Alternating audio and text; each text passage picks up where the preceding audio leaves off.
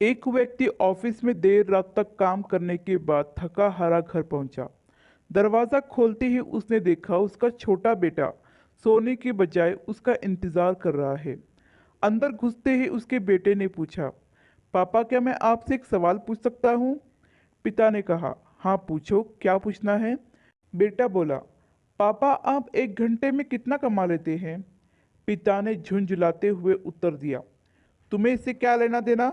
और तुम इतना बेकार सा सवाल क्यों कर रहे हो? बेटा बड़ी मासूमियत से बोला, पापा मैं तो ऐसे ही जानना चाहता था, बताइए ना, आप एक घंटे में कितना कमा लेते हैं?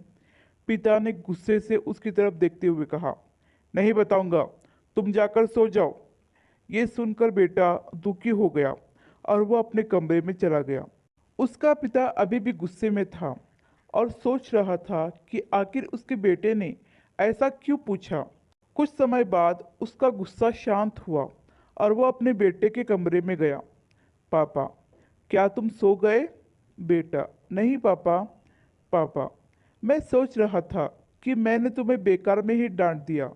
दरअसल दिन भर के काम से मैं बहुत थक गया था, इसलिए तब तुम्हारे सवाल का जवाब नहीं दे पाया। मुझे माफ़ कर दो। वैसे मैं एक घंटे में 100 रुपये कमा लेता हूँ।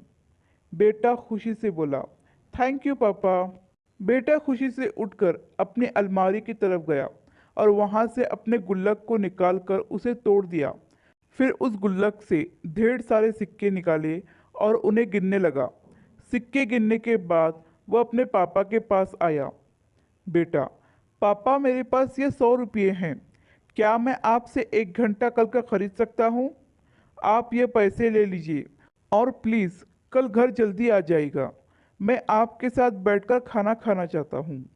यह सुनते ही उसके पिता की आंखों से आंसू आ गए।